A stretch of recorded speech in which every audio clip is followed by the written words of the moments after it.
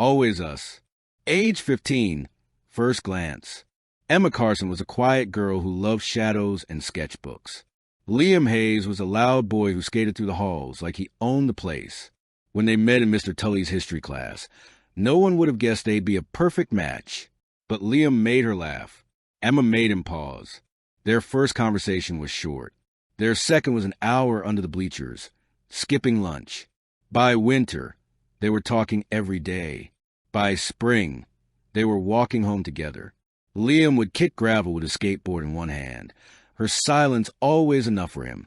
Age 16, first love, first pain. They became a couple officially in March, after Liam surprised her with a sketchbook that had "For When You're Drawing the Future" written on the inside cover. But just as things bloomed, Emma's mom was diagnosed with breast cancer. The world tilted. Emma tried to pull away. Didn't want Liam to see her cry. Didn't want to need him. But he stayed. Every time. He came over after treatments with soup and silly drawings. He shaved his head when her mom lost her hair. "I'm not going anywhere," he said once, holding Emma as she cried in the school parking lot. That was the first time she said she loved him. Age 18, graduation, and goodbye. College came. Emma earned a scholarship for art school.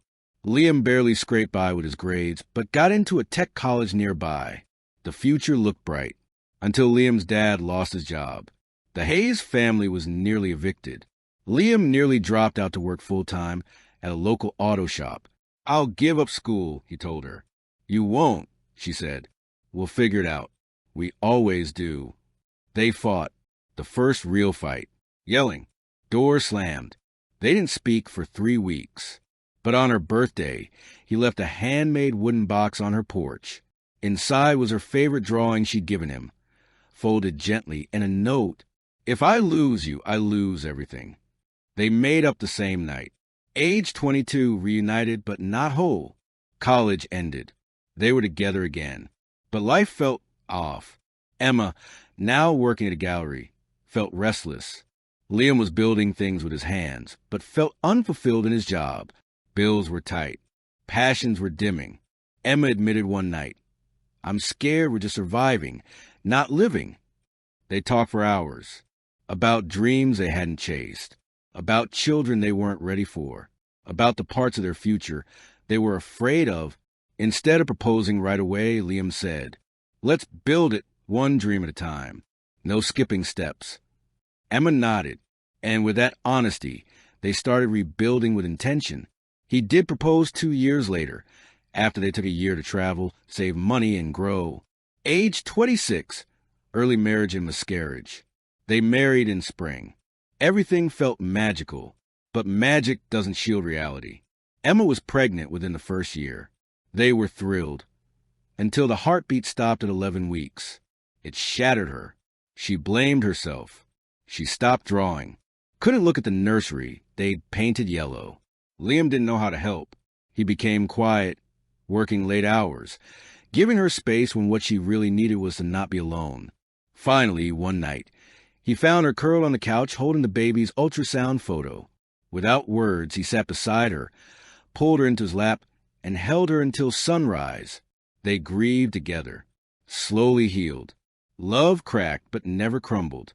Age 29, burnout and breakdowns. With Ava and Jonah now toddlers, Emma opened her art studio. Liam launched his own carpentry business. Life looked great on paper. Behind closed doors, though, they were exhausted. Emma worked weekends. Liam missed dinners. They argued often. "I miss us," she whispered once while folding laundry. "So do I," he admitted. Instead of brushing it off, they made real changes. They shut down their businesses for a month, took the kids camping, sat by fires and asked hard questions. They made rules, date nights, no work talk at dinner, weekly walks, just the two of them. Love is a choice, they realized, and they kept choosing each other. Age 38, betrayal. Emma reconnected with a college friend who had always admired her. At first, it was innocent. Texts, coffee, catching up. But she found herself looking forward to the conversations too much. She felt noticed, seen in a way Liam hadn't expressed in a while.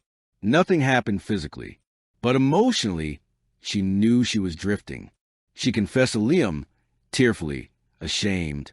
Instead of exploding, Liam listened. He cried, too. I haven't been showing up for you, but I want to. I need to. They started couples therapy. It wasn't easy, but it made them stronger, more honest than ever before. Age 52, empty nest and cancer. Jonah moved across the country. Ava started her own family. The house felt too quiet. Then Liam found a lump on his neck. It was lymphoma. Treatment began quickly. Chemo, radiation.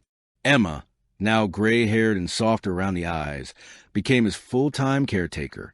She cut his hair when it thinned, drew silly cartoons on his medicine bottles, held the bucket when he vomited. He beat it, but he was never quite the same physically. One day, after a checkup, he turned to her and said, "You've loved me through every version of myself, even the broken ones." Emma smiled. "That's the only way I know how." Age 70, final years.